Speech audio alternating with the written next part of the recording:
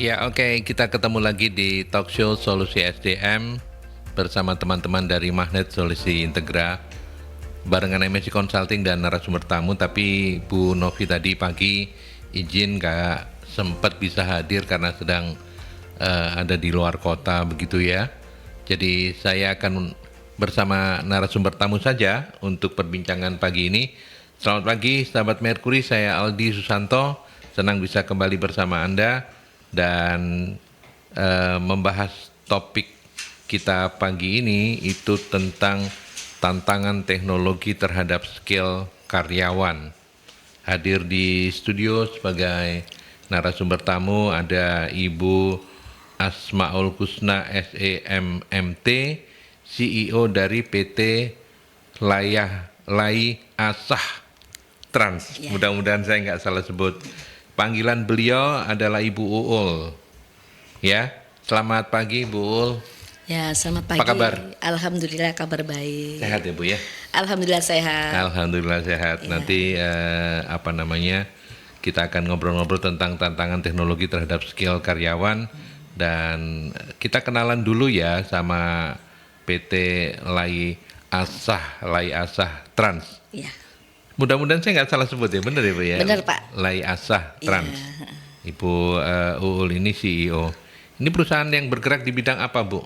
Kita Lai Asah Trans di ini. International Freight Forwarding dan penyelenggara pos. Penyelenggara? Pos. Ya. Oh. Jadi kalau penyelenggara pos itu ya seperti yang perusahaan yang mengirimkan barang-barang kiriman. Contohnya kalau internasional itu ya DHL, UPS, TNT dan lain-lain. Kalau yang domestiknya ya JNE, Tiki, JNT, seperti itu. Jadi Lai Asah ini apa namanya? Istilahnya yang menampung mereka begitu, kepanjangan tangan ya, mereka begitu. Kami perusahaan pengiriman.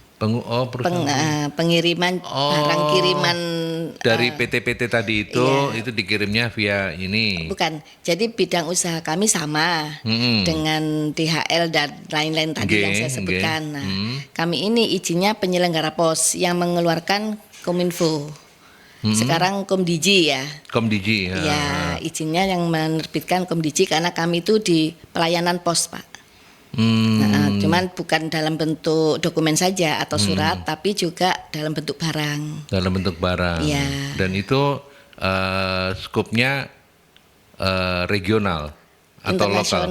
Internasional juga. Domestik ya. Internasional dan domestik. Ya. Oke.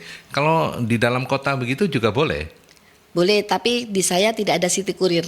Jadi saya khusus yang internasional. Jadi bagi-bagi rezeki lah ya sama CNT gitu ya. Jadi khusus kalau yang Lai Asah Trans ini untuk yang internasional dan domestik antar pulau.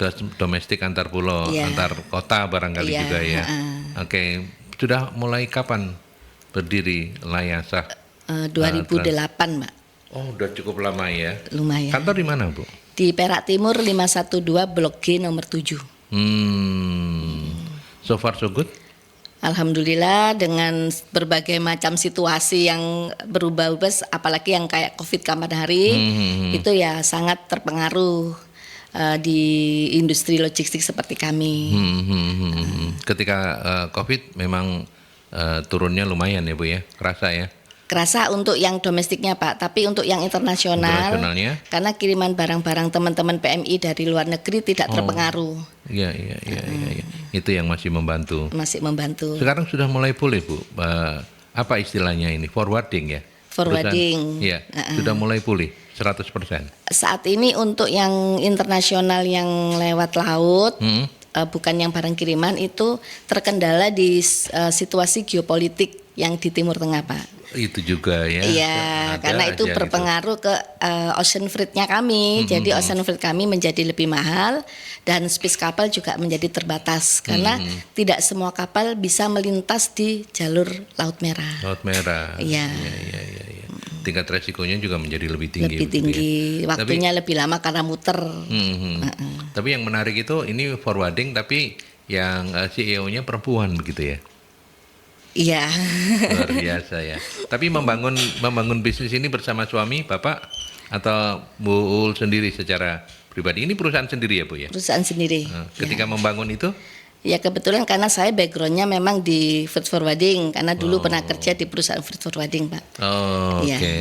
Jadi Bapak suami cuman mendukung dari belakang aja. Iya, mensupport. Luar biasa. Dan sekarang malah ketika sudah turun generasi, ternyata generasinya perempuan juga gitu. Iya. Apa emang nggak punya anak cowok Bu? Anak laki-laki saya nomor 2 dan nomor 3 dan kebetulan masih kuliah. Oh, ini anak Barab ini? Ini anak Barep sudah Oke. lulus tahun lalu. Oke. Iya. Sudah sejauh mana mulai dilibatkan di Layasah? Layasah. Jadi kan kalau saya 2 tahun belakangan ini lebih fokus ke pendidikan, Pak. Jadi saya kan juga dosen di APP Logistik Oh, oke. Politeknik APP Jakarta. Oh, di Jakarta? Cuman dosen untuk yang kelas Surabaya. Yang kelas Surabaya. Iya, kebetulan saya kan bendahara Asperindo DPW Jawa Timur. Nah, kami ada Asperindo itu apa? Asosiasi Perusahaan Pos dan Ekspres Logistik Indonesia. Anggotanya JNI dan kawan-kawan yang tadi saya sebutkan. Nah, kami ada kerjasama dengan APP Politeknik APP dari Kementerian Perindustrian. Jadi kami setiap tahun ada kelas untuk beasiswa dari negara, Pak. Tapi nggak Gratis. rutin ya Bu ya itu ya? Setahun sekali. Setahun sekali dan Iya. ketika perkuliahan begitu berapa lama biasanya waktunya? Yang di Surabaya yang dapat beasiswa cuma D1, Pak. D1 itu setahun berarti? 1 tahun. 1 tahun. Iya. Lumayan ya, setahun memang akan menyita waktu ya. Makanya pelan-pelan untuk urusan perusahaan Iya. pribadi serahkan ke putrinya gitu. Iya, Oke, karena oke. selain itu juga asesor di bidang ekspor impor. Jadi ya sering keliling karena untuk Exim LSP kami, LSP ekspor impor internasional itu cuma 1 di Indonesia. Oh gitu ya. Iya. Cuman Saat ini baru 1. Layasah yang punya. Bukan LSP ekspor LSP. impor internasional. Oke. Oh itu ibu yang pegang gitu, bukan perusahaan Saya maksudnya? salah satu manajer sertifikasinya, Pak, Manajer sertifikasi. dan asesornya. Oke, ya. Luar biasa ini Bu Uul ini nggak bisa diem pokoknya orangnya. Ya. Oke. Baik, kita balik ke laptop kita hari ini karena ditugasi untuk membahas ini oleh Bu Novi ya. Kita coba untuk bicara tentang bagaimana tantangan teknologi terhadap skill karyawan. Ini menarik karena di era transformasi digital seperti sekarang ini, terutama juga menarik kalau nanti kita coba dekatkan ke perusahaan forwarding ya Bu ya. Nah, tapi kita bicara yang umum dulu. Kalau dari sudut pandang Bu Uul sendiri, apa keterampilan baru yang sekarang dibutuhkan di era digital ini menurut jenengan Bu? Yang sekarang lagi dibutuhkan karena tuntutan transformasi teknologi ini ya. Orang harus pandai di bidang pemrograman dan coding. Ya, karena kan gitu hampir ya. semua kan sudah pakai digital ya, Pak ya. Terus juga kalau di marketing ya digital marketing. Digital marketing. Nah, untuk pengamanannya ya security cyber ya. Cyber security gitu. Iya. Tapi kan memang misalnya kayak marketing tidak semuanya memang produk bisa di marketing secara digital ya. Benar. Ya. Artinya tetap ada pengembangan tapi keterampilan di bidang digital marketing juga wajib begitu ya. Itu lebih membantu kita dalam selling. Karena kan untuk meraup customer lebih jangkauannya lebih luas, Ya. kan tidak semua customer bisa offline atau datang ke kami ya. Nah, dengan adanya sosmed, nah kita cukup terbantukan untuk menyebarkan informasi tentang perusahaan kami dan servis apa saja yang bisa kami berikan. Tapi kan kalau misalnya untuk perusahaan forwarding begini, untuk kontrak-kontraknya tetap harus tatap muka ya Bu ya. Nggak mungkin kan bisa cuman online begitu? Enggak juga, Pak. Sekarang semua web akses. Oh gitu ya. Jadi kita ke pelayaran pun mulai dari booking kapal sampai kapal itu tiba di negara tujuan itu semua lewat online. Lewat online ya. Iya. Artinya kalau mungkin realisasinya oke. Tapi ketika ada pelanggan-pelanggan baru begitu, bagaimana Bu Uul bisa mengenali bahwa oh ini karakteristik pelanggannya ini oke, nggak bakal nipu-nipu, tipu-tipu atau apa begitu, gimana Bu? Kalau di kami customer itu untuk yang pertama kami tidak pernah memperlakukan yang namanya kreditem. Jadi semua by cash. Itu untuk menghindari yang tidak adanya pembayaran itu tadi Pak ya. Nah, terus kalau misalnya customer itu posisinya atau lokasinya masih dalam jangkauan, biasanya untuk mempererat chemistry ya, itu kami mesti datang, itu memperkenalkan diri, karena yang kami jual ini kan jasa Pak, jasa kan tidak kelihatan produknya. Betul. Nah, membuat orang yakin bahwa menyerahkan risiko pengiriman barangnya ke kami itu kan tidak mudah. Jadi memang untuk yang masih dalam jangkauan kami mesti datang. Ya. Dan selama ini bisnis so far so good ya Bu ya, nggak pernah punya pengalaman bukan jangan bilang belum, nggak pernah punya pengalaman misalnya ada kesalahan-kesalahan prosedur yang mengakibatkan rugian atau kerugian besar begitu? Ya, namanya usaha itu kan pasti ya Bu ya, pasti ada risiko bisnis Pak. Salah satunya kami ada pengiriman ke Makassar waktu itu ya, dari Malang, dan kebetulan ada accident. Lebih karena accident ya? Iya, accident, kontainernya jatuh ke tanah, drivernya kebetulan juga tidak bisa selamat. Nah itu ya padahal sudah kami asuransikan, tapi karena sesuatu hal kejadiannya malam, dokumen belum kami serahkan ke pihak asuransi, akhirnya nggak bisa diklaim. Tapi namanya risiko bisnis. Iya. Sampai lumayan besar waktu lumayan itu. Kita harus bayar klaim ke pemilik barangnya. Karena barangnya rusak begitu ya. Ya kalau untuk yang meninggal itu ya tetap ada mekanismenya kan, kita kebetulan untuk trackingnya pakai vendor, jadi diselesaikan sama perusahaan vendornya. Oke, kalau boleh tahu sekarang ada berapa karyawannya Ibu? Sekitar 14 ya? Iya. Karena memang ini tidak terlalu butuh banyak ini ya? Tidak. Lebih banyak ke marketing ya? Kalau marketing ya? Kebetulan saya sendiri. Oh gitu? Iya. Jadi itu 14 itu terdiri dari ada 4 karyawan di warehouse, di gudang. Itu untuk membantu proses kepabeanan kami sebelum barang keluar dari kawasan pabean bea cukai. Selebihnya ya bagian administrasi keuangan. Oke. Luar biasa. Yuk kita lanjut lagi. Tadi saya sudah nanya keterampilan baru yang dibutuhkan di era digital begitu ya. Nah, sejauh juga karena Ibu mengajar juga begitu, apa saja tantangan utama yang dihadapi oleh para karyawan terkait dengan penguasaan teknologi? Kita tahu mungkin di Layasah tidak butuh banyak orang, sudah cukup begitu, tapi pada beberapa perusahaan yang lain, apalagi yang produksi begitu, itu kan tetap butuh. Nah, sebagian dari mereka itu kan merupakan orang-orang yang mungkin sudah berumur, sementara teknologi itu kan berkembang terus, alat-alatnya berkembang. Nah, tantangannya menurut Ibu di mana ini kondisi kalau seperti ini? Tantangannya sangat besar Pak, karena itu kami alami ya. Oh gitu? Iya, karena sebagian besar karyawan kami itu kan senior. Senior ya? Sejak mulai 2008 sampai saat ini ya. Situasi berubah, sedangkan penguasaan teknologi mereka kan terbatas. Nah, akhirnya solusi kami adalah ya kami sering-sering melakukan upgrading skill. Itu kami datangkan mentor untuk mengajari mereka bagaimana cara mengoperasikan teknologi yang sekarang ini. Yang kedua, kami ada lintas generasi. Jadi kami pasangkan yang muda dengan yang senior. Iya, dengan harapan secara teknis senior kan paham, tapi secara digitalnya dibantu sama juniornya. Jadi aplikasinya kalau di perusahaan sudah seperti itu. Sudah seperti itu. Oke. Tapi untuk anak-anak yang juniornya ini kategorinya milenial ya Bu ya? Milenial. Kalau yang Gen Z belum ada ya? Gen Z ya anak saya sendiri yang masih. Ya. Kalau itu owner beda lah ya. Yang lainnya masih milenial, masih mudah diatur gitu lah Pak ya. Masih mudah diatur ya. Oh, anak-anak Gen Z susah diatur ya? Kamu susah diatur Mbak? Ya mereka kan mungkin karena lebih punya kepercayaan diri ya Pak ya. Iya. Confidence-nya memang tinggi dan tapi gak kenaan ya Bu ya. Iya. Kalau dimarahin sedikit bisa kena down mental. Iya, kena mental health susah. Iya. Oh, jadi kalau di tantangannya memang cukup besar, terutama perkembangan teknologi. Kalau di perusahaannya Bu Uul itu sudah mulai diduetkan begitu ya, antara mereka yang ini. Nah,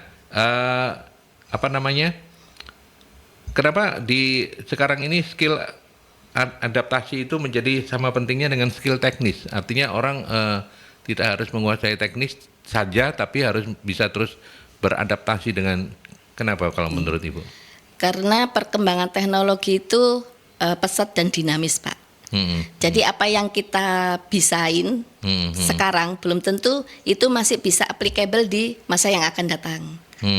Dan apalagi di bea cukai ya, di bea cukai itu aturan-aturan impor maupun ekspornya kan dinamis. Dan itu ditunjang dengan sistemnya mereka. Nah, saat ini yang menjadi isu itu di bea cukai menerapkan namanya CISA 4.0. Nah, yang kemarin-kemarin mereka terbiasa pakai modul, sekarang harus dipaksa berintegrasi ke CISA 4.0. Semuanya online? Semua online. Itu mulai dari pelaporan manifest, terus pelaporan semua kegiatan di bea cukai, khususnya di Tanjung Perak sudah online semua. Dan itu butuh waktu untuk adaptasi. Iya. Ada berapa sih Bu perusahaan forwarding seperti Layasah ini? Di Cukup Tanjung banyak. Perak. Iya. Sekitar ratusan ya Pak ya. Oh, ratusan ya? Sangat banyak sekali. Dengan skalanya masing-masing begitu Dengan ya? skalanya masing-masing. Oke, nah ketika kemudian ada aturan-aturan baru seperti itu, takes time nggak untuk penyesuaiannya, adaptasinya dari masing-masing perusahaan pasti beda-beda ya? Ya hampir sama, karena kan satu regulasi ya Pak ya. Nah, artinya waktu yang dibutuhkan untuk menyesuaikan diri itu? Ya hampir sama. Hampir sama juga ya. Jadi sebenarnya karena memang ada tenggat waktunya ya. Iya, yang menyesuaikan tuh nggak hanya kami. Para pegawainya bea cukai juga menyesuaikan juga. Jadi memang setiap ada perubahan seperti itu kami ada sosialisasi. Habis itu sebelum mandatori itu ada piloting. Itu tahapannya seperti itu. Nah, selama piloting itu ya trial and error pasti ada ya Pak ya. Iya. Oke. Nah, konsekuensinya itu ada keterlambatan di pelayanan barang impor ataupun ekspor kami. Oh, nah itu gimana menyikapi itu? Artinya sudah jadi tahu sama tahu lah antara pengirim dengan perusahaan forwardingnya atau gimana Bu? Jadi ya tetap segala macam tambahan biaya ditanggung pemilik barang Pak. Jadi seperti tempo hari yang ada perubahan di karantina tumbuhan itu sampai impor kami terkendala itu 2 minggu. Oh lama, tidak cukup bisa lama keluar ya? Dari pelabuhan karena ya sistemnya itu petugas-petugas teman-teman di karantina juga belum familiar dengan teknologi yang baru ini. Jadi ya sama-sama belajar. Oke, jadi 2 minggu ya, cukup lama juga. Oke, nanti kita lanjutkan, Bu Ul. Kita break dulu ke iklan, sahabat Mercury. Silakan untuk Anda yang mau sharing-sharing di 031 562 0096 atau 567 9696 atau WhatsApp juga boleh. 081 730 0096. Ya, sahabat Mercury, perkembangan teknologi yang pesat ini memang membuat dan sudah mengubah cara kerja di berbagai sektor industri ya. Transformasi digital menuntut karyawan untuk punya keterampilan. Nah, hari ini kita banyak belajar. Saya nul podol, nggak ngerti, makanya nanya kadang-kadang agak bingung juga mau nanya apa ini ke soal forwarding gitu ya. Tapi yang pasti tadi ngobrolan saya ketika iklan ternyata yang namanya Indonesia dengan berubah-berubahnya aturan tuh masih sampai hari ini ya Bu ya? Masih Pak. Masih sampai hari ini. Masih sampai hari ini. Oke, artinya itu juga menuntut bukan cuman kemampuan adaptasi, tapi kesabaran juga ya, karena bisnis itu kan nggak mungkin berubah-berubah semestinya. Benar. Gimana komentarnya Bu? Jadi ya karena bagaimanapun kita segala kegiatan kan bersentuhan dengan peraturan kementerian ya Pak ya. Jadi apapun peraturan kementerian yang ada ya tetap kami harus patuhi. Apalagi di ekspor impor ini kan juga peraturannya banyak. Jadi yang biasa mengatur tuh dari Kementerian Perdagangan, Kementerian Perindustrian, Pertanian, Kesehatan, dan juga Kementerian Keuangan pastinya. Jadi semua itu ada kaitannya langsung tidak langsung. Ya benar. Dengan bisnisnya Bu Ul. Iya. Wow. Berarti harus mengikuti perkembangan dari sejumlah kementerian itu. Benar. Jadi kami itu harus itu benar-benar mengetahui ada perubahan apa di masing-masing peraturan di kementerian itu. Karena begitu kita tidak mengetahui, kita kan tidak bisa prepare, Pak. Ya kan tidak bisa prepare, akhirnya apa? Bisa terkendala proses bisnis kami. Itu. Ya, ini yang benar-benar menjadi tantangan memang adalah bagaimana kemampuan atau skill karyawan kita ya. Benar.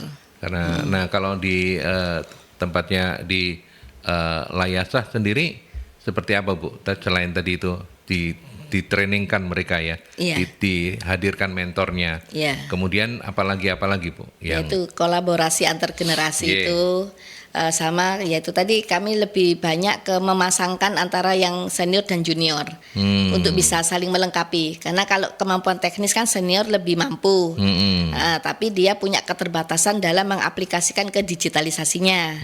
Nah itu dibantu sama yang juniornya. Ya, itu pun juga tidak semudah membalik telapak tangan ya Bu ya. Butuh waktu. Butuh waktu ya. Iya. Apa saja kendalanya kalau boleh belajar dari Layasah Trans sendiri? Ketika anak-anak milenial ditandemkan dengan mereka yang lebih senior, apa? Yang senior lebih banyak komplainnya atau anak-anak milenial yang komplain ke Ibu? Jadi sebenarnya yang lebih banyak komplainnya yang junior Pak. Oh. Karena Pak, ibaratkan ini yang senior ini kurang bisa diajak berlari gitu ya. Oh. Ya kami cukup memahami ya, karena Gini. faktor usia itu kan ya sangat berpengaruh ya kan. Terus mengubah kebiasaan dan yang sudah dilakukan berpuluh-puluh tahun itu juga nggak mudah. Gitu kan. Kalau dulu mereka andalannya kan modul itu kan di aplikasi mandiri kami lebih mudah. Nah sekarang karena pakai web akses langsung ke Bea Cukai, pakai Jaisa itu, jadi segala macam ya sedikit ada kesalahan tuh sulit untuk bisa memperbaiki ataupun bagaimana itu sulit. Jadi perlu ketelitian. Oke. Terus gimana? Ya itu tadi akhirnya yang bapak-bapaknya itu kurang telaten mengajari adiknya atau juniornya, yang juniornya merasa ini terlalu lamban gitu kan ya. Cuman memang butuh waktu dan kesabaran, dan saya harus berdiri di tengah-tengah. Nggak mungkin membela yang sini, membela yang sini ya. Karena kan sebagai pimpinan harus adil ya Bu ya. Iya. Oke. Nah, ini ada pertanyaan juga, bagaimana organisasi menghadapi tantangan skill gap di era digital sekarang ini? Kalau Layasah itu melakukannya seperti itu ya, skill gapnya. Tapi ada saran-saran nggak Bu untuk karena diskusi kita ini kan diskusi solusi SDM ya, yang artinya didengar oleh teman-teman HR yang mungkin baru mulai atau HR junior. Nah, dari Bu Uul yang lebih senior misalnya bisa apa yang harus diperhatikan ketika ada skill gap di perusahaan mereka begitu? Jadi skill gap itu pasti ada Pak ya, tidak hanya di bidang teknologi aja ya. Nah biasanya kami perusahaan tuh ya lebih sering melakukan training untuk upgrading skill. Itu fungsinya ganda, selain untuk meningkatkan kredibilitas perusahaan, juga di individu karyawan. Nah, mereka akan lebih loyal ke kita, ya kan? Karena apa? Merasa di sini dia bisa berkembang, kan gitu ya. Dengan adanya banyak pelatihan-pelatihan, dia secara kemampuan teknis individunya bisa berkembang, dan itu kan bisa untuk menambah nilai pribadinya atau individunya. Terus yang kedua untuk mengurangi turnover karyawan, keluar masuknya karyawan. Itu. Jadi dengan adanya sering pelatihan itu juga bisa mengurangi turnover. Jadi cara untuk menjawab skill gap ini kalau menurut Bu Uul tidak ada kata lain kecuali pelatihan yang harus secara rutin ya, berkelanjutan dan kemudian juga disesuaikan dengan kebutuhan. Iya, benar Pak. Karena memang masing-masing perusahaan bisa jadi kebutuhannya beda-beda. Beda-beda. Ya. Apakah untuk dan boleh mengundang Ibu Uul juga ya kalau untuk pelatihan gitu. Iya. Biasa apa saja Bu yang Bu Uul bisa berikan untuk pelatihan begitu. Kecuali selain juga hal-hal yang berkaitan dengan perusahaan ya.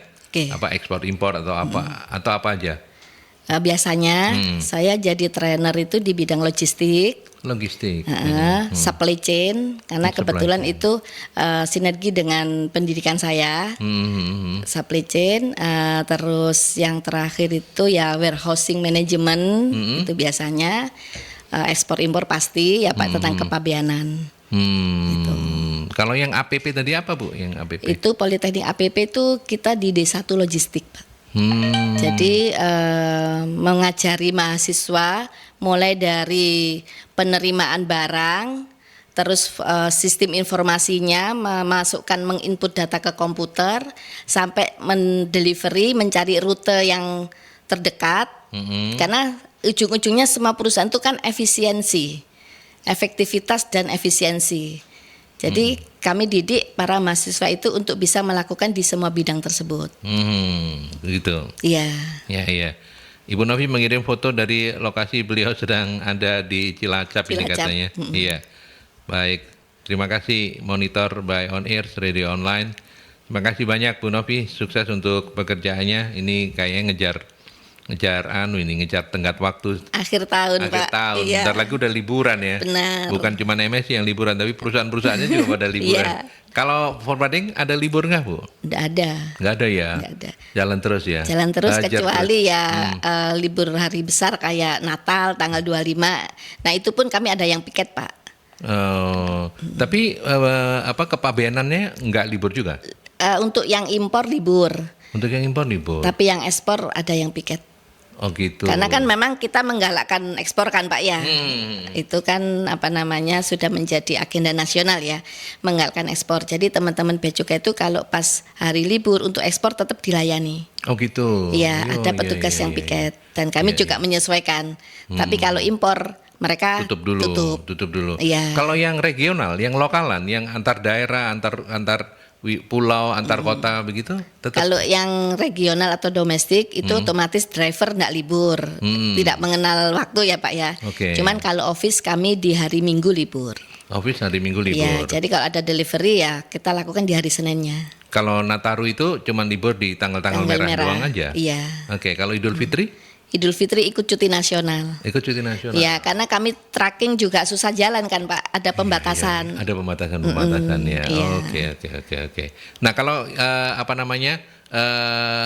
ekspor Idul Fitri tetap libur ya? Ekspor Idul Fitri libur di 2 tanggal merah itu Pak. Oh gitu. Iya. Jadi dari Bea Cukai juga ada yang masuk. Ada yang masuk. Iya. Wah keren. Iya. Jadi memang betul-betul digalakan ya. Iya, benar. Ekspornya. Oke. Baik. Terima kasih Bu Novi. Terus saya ke Pak Nurdi. Pak Nurdi, selamat pagi. Terima kasih sudah berkenan untuk mampir di diskusi ini. Pak Nurdi menanyakan begini Bu Ul, apakah bisnis forwarding masih bisa moncer seperti 10 tahun yang lalu? Dan apakah di Surabaya ada perkuliahan APP di Jakarta seperti yang diinformasikan tadi? Karena sepertinya ini kurang disosialisasikan. Mungkin 2 hal. Bagaimana soal prospek bisnisnya? So far so good masih atau gimana Ibu? Memang kalau dibandingkan 10 tahun yang lalu, kita tidak semoncer 10 tahun yang lalu Pak. Itu harus diakui ya Bu ya? Harus diakui, karena yang pertama persaingan bisnis pasti ya. Dengan adanya era globalisasi, kita kalah sama perusahaan-perusahaan free forwarding yang memang dia internasional seperti PMA gitu kan Pak. Oh PMA banyak ya Bu ya? Bisa masuk sebagai, nah kita kalah networkingnya di situ. Terus yang kedua, sekarang layanan kepabeanan itu bisa langsung dilakukan sama eksportir ataupun importir sendiri. Itu untuk urusan kepabeanan, dan untuk urusan pengangkutannya importir atau eksportir bisa langsung ke shipping lainnya, tidak perlu melewati forwarding.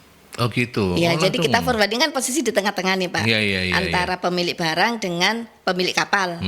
Nah dulu sebagian besar importir ataupun eksportir tidak bisa menghubungi langsung ke shipping line. Harus lewat forwarding. Nah sekarang enggak. Sekarang mereka bisa. Oh gitu. Nah kami bisanya tetap jalan itu dengan shipment yang export itu door to door. Nah itu peran freight forwarding masih dibutuhkan. Karena shipping line kan tidak bisa melayani door to door. Atau mereka tidak mau melayani karena ya memang core bisnisnya mereka port to port dari pelabuhan ke pelabuhan aja. Nah forwarding berada di situ untuk memberikan pelayanan door to door-nya. Door to door. Jadi lebih ribet ya Bu ya. Ya memang kita hadir harus di situasi yang ribet karena kalau nggak ribet eksportir ataupun importir kan tidak mau pakai jasa kami. Tidak mau pakai, iya. Karena Harus ribet mereka melibatkan malas. diri begitu ya. Karena mereka malas mengerjakan sendiri, otomatis kan melalui kami freight forwarding. Oke. Itu jawabannya jujur sekali dan tapi tetap optimis ya Bu ya. Harus optimis. Harus optimis. Ya. Nah, itu luar biasa. Itu CEO-nya Layasah Trans yang bilang. Oke, kemudian pertanyaan Pak Nurdi soal yang APP. APP itu di Jakarta emang ya Bu ya? Memang kampusnya di Jakarta Pak. APP ini apa sih Bu? Akademi? Persiapan pimpinan. Apa pimpinan perusahaan atau begitu ya? Saya kurang lupa ya untuk singkatannya kan Politeknik APP. Itu di bawah Kementerian Perindustrian. Perindustrian. Iya, jadi memang di bawah kementerian. Di bawah Kementerian Perindustrian. Itu memang Pak, di bawah Badan Pengembangan Sumber Daya Manusia di bidang industri. Itu disiapkannya untuk itu. Nah, kelas rutinnya di Jakarta, mulai D1 sampai D3. Oh, kalau di Jakarta D1 sampai D3. Ya, tapi tidak beasiswa, artinya ya memang bayar gitu. Dan ujian masuk seperti masuk PTN. Tapi itu tidak untuk umum ya Bu ya? Untuk umum. Oh, untuk umum. Untuk umum. Siapapun yang ingin sekolah jadi pemimpin boleh mengikuti program boleh, ini. ya. Jadi APP Politeknik APP ini untuk umum dan ada tes masuk seperti kita masuk ke PTN. Kurikulumnya juga mengikuti kurikulum perkuliahan PTN. Oke. Terus D1-nya diplomanya 1 sampai 3. D1 sampai D3. Okay. Nah, untuk yang kerjasama dengan Asperindo Jawa Timur, kita hanya D1 saja. Karena itu program beasiswa, Pak. Program beasiswa. Iya, jadi mahasiswa tidak dipungut biaya sepeser pun. Oh gitu. Iya. Itu beasiswanya dari kementerian atau dari Asperindo? Kementerian Perindustrian. Dari kementerian ya. Cuman yang menyeleksi nantinya siapa Bu? Jadi penyeleksinya 2. Pada saat kita di sini menampung para pendaftar, kita ada tes masuk. Nah, tim pengujinya itu ada 2, dari Politeknik APP dan juga dari Asperindo. Dari Asperindo juga dilibatkan. Iya, karena itu. kan untuk kemampuan teknisnya kan di kami, Pak. Gitu. Oke. Berapa orang biasanya sekali itu? Satu kelas itu 30. 30 orang kuotanya. Untuk dididik secara gratis setahun ya. Setahun. Itu biasanya pendaftaran dan kegiatannya dimulai di awal tahun atau mengikuti tahun ajaran, Bu? Yang 2 tahun terakhir kemarin tidak mengikuti tahun ajaran. Tapi untuk yang tahun depan ini kami sudah meminta ke Kepala Badan Pengembangan SDM Industri agar disesuaikan karena kan kami butuh sosialisasi ke SMK. Alhamdulillah disetujui. Jadi kami mulai akan roadshow mulai Februari, Pak. Jadi ini untuk umum tapi targetnya tetap anak-anak SMK ya? Ya, fresh graduate karena kita kan mau menyiapkan SDM untuk industri. Nah, nanti lulusannya akan ditampung ke perusahaan-perusahaan anggota Asperindo. Asperindo. Ya.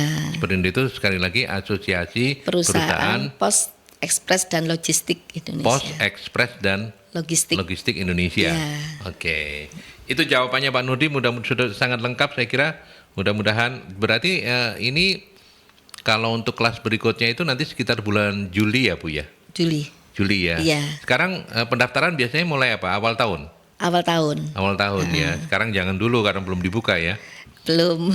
Kami okay. baru menyelesaikan wisuda kemarin 5 Desember kemarin, Pak. Oh, 5 Desember baru sudah. Karena program setahun ya. Oke, baik. Terima kasih Pak Nurdi. Silakan untuk Anda di belakang Pak Nurdi yang mau nanya-nanya boleh melalui WhatsApp juga boleh. Kita lanjutkan setelah iklan ya Bu ya. Boleh. Kita break dulu ke iklan. Oke, baik. Kita lanjutkan kembali untuk sesi yang terakhir ini. Dan masih membantu Pak Nurdi, Bu Uul, kalau misalnya untuk perkuliahan APP yang di Surabaya itu sendiri, kalau sahabat-sahabat Mercury pengen kepo begitu, ada di mana Bu info-infonya? Bisa diakses? Oke, bisa menghubungi kantor kesekretariatan Asperindo DBW Jawa Timur. Itu di mana? Di itu Pak, Tirta Graha ya? Geratirta di Waru. Oh, iya, di perumahan. Di ruko-rukonya itu. Di ruko-rukonya. Iya. Iya, iya, iya. Jadi nanti dicari aja di situ ya, ada Iya, sekretariatnya Asperindo. Iya, atau bisa menghubungi di IG-nya kan ada. IG-nya apa IG-nya? Asperindo_Jatim. Asperindo_Jatim, di situ nanti fast respon ya Bu ya? Iya. Gitu ya, selalu akan direspon. Pak Nudi itu untuk mengetahui perkembangannya, siapa tahu mungkin Anda atau sahabat-sahabat Merkuri yang lain yang ingin putra-putrinya berkuliah mendapatkan beasiswa. Iya. Syarat-syaratnya ada semua kan di situ ya, di IG ada gitu. Ada, syaratnya tuh maksimal usia 22 tahun. Maksimal 22 tahun, kemudian rapot apa begitu. Bersedia menyelesaikan pendidikan sampai selesai. Sampai selesai setahun. Itu setiap hari perkuliahannya, Bu? Setiap hari Senin sampai Jumat. Senin sampai Jumat. Iya, jadi kayak combine antara online dan offline. Combine online dan offline. Iya, oke. Baik. Sambil menunggu Pak Nurdi di belakang Pak Nurdi ada yang ingin bertanya-tanya, saya ingin lanjutkan kembali soal topik kita yang memperbincangkan tentang bagaimana tantangan teknologi ya terhadap skill karyawan, dan tadi salah satu jawaban yang digarisbawahi oleh narasumber adalah untuk mengatasi skill gap itu dengan pelatihan. Banyak orang bilang pelatihan itu hanya buang-buang biaya gitu ya Pak ya. Makanya itu kan karena mungkin mereka belum mengenal sehingga tidak menyayanginya, tidak kenal maka tidak sayang. Mungkin bisa disampaikan juga apa sih Bu peran penting dari pelatihan berkelanjutan itu agar bisa membantu karyawan-karyawan itu memiliki daya saing di tengah perubahan teknologi ini. Oke. Peran pentingnya yang pertama ya pasti untuk mengadaptasi teknologi itu ya Pak ya, karena kan dengan perkembangan yang pesat dan dinamis tidak menutup kemungkinan bisa jadi setahun tuh bisa berkali-kali ganti untuk teknologi, dan itu kan setiap kali pergantian harus adaptasi. Ini sebagai contoh orang gudang yang tadinya mungkin dia mengoperasikan forklift secara manual, sekarang harus forkliftnya otomatis. Terus di sistem informasinya ya kan, terus itu juga dengan adanya pelatihan yang berkelanjutan ya seperti yang saya sampaikan tadi, di individu karyawan sendiri merasa dia ada upgrading skill dan itu untuk perusahaan itu menjadi nilai plus, karena apa, kita sebagai perusahaan jasa mampu memberikan pelayanan yang maksimal ke customer.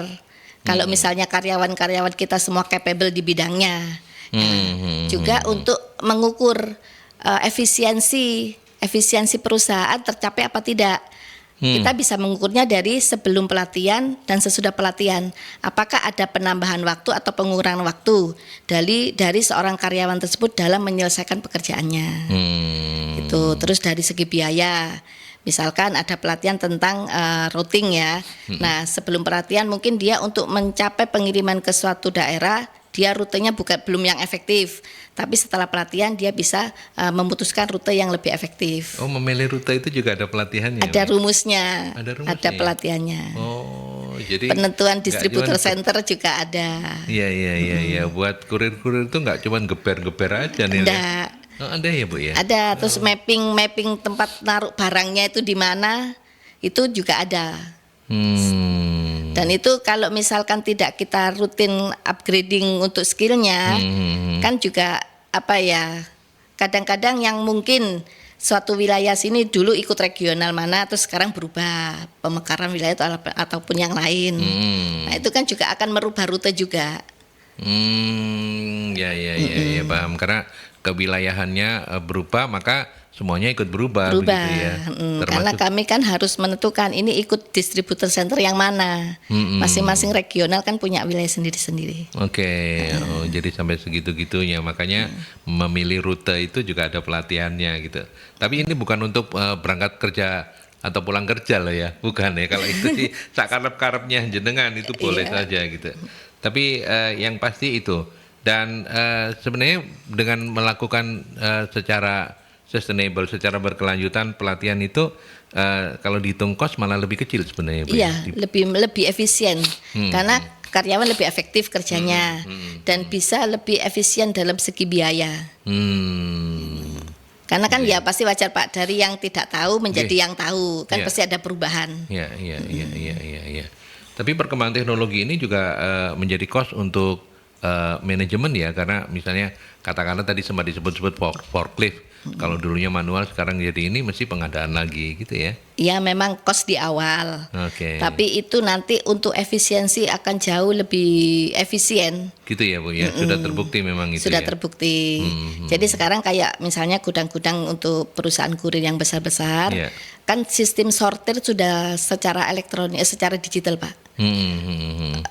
Pengiriman atau perpindahan barang dari satu tempat ke tempat yang lain juga sudah di dalam satu gudang ya, itu sudah pakai fan belt, conveyor belt itu ya. Setelah itu untuk sortirnya juga sudah pakai AI. Gitu. Jadi otomatis kita efektif di waktu. Iya. Ya kan? Terus human errornya lebih sedikit. Lebih sedikit. Iya, karena kalau masih dilakukan oleh manusia itu ngantuk aja bisa jadi masalah Benar. ya. Kalau AI kan nggak mungkin ngantukan soalnya ya. Iya. Ini. Ya itu sahabat-sahabat Mercury, dan kemudian mungkin pertanyaan terakhir juga, indikator dari keberhasilan dalam implementasi program peningkatan keterampilan teknologi di perusahaan ini apa saja indikatornya Bu? Mungkin tadi beberapa sudah sebut, mungkin kita coba untuk identifikasi lagi apa saja sih indikatornya? Indikatornya tercapai nggak efektivitas dan efisiensi perusahaan. Itu kalau misalkan dengan adanya pelatihan rutin, seharusnya itu tercapai. Itu kan Pak ya. Ya, betul. Terus semakin menurunnya turnover keluar masuknya karyawan, itu juga bisa menjadi indikator keberhasilan dari pelatihan keberlanjutan ini.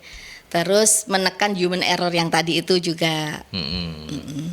Jadi itu indikatornya bahwa pelatihan memang berhasil. Dan yang pasti proses adaptasi karyawan terhadap teknologi yang baru itu jadi lebih mudah. Ya. So far menurut pengamatan Bu Ul sendiri, apakah perusahaan-perusahaan itu sudah makin menyadari begitu bahwa pelatihan berkelanjutan untuk mengatasi skill gap dan terutama teknologi yang terus berkembang ini sudah mulai lebih banyak disadari, atau enggak tuh ada juga masih perusahaan-perusahaan lain yang kayaknya nggak tahu kenapa nggak mau berubah gitu. Gimana Bu, sepanjang yang Ibu amati? Selama kita masih mau bisa bekerja, kan tetap tuntutan zaman Pak. Iya, harus. betul. Tapi memang masing-masing perusahaan tuh menyikapinya berbeda-beda. Berbeda-beda ya. Ada yang perusahaan itu memang rutin melakukan pelatihan keberlanjutan tadi. Ada juga perusahaan yang memaksa karyawannya untuk belajar secara mandiri. Itu yang penting dikasih tugas gini, nggak tahu gimana caranya, kamu harus bisa. Oke. Iya.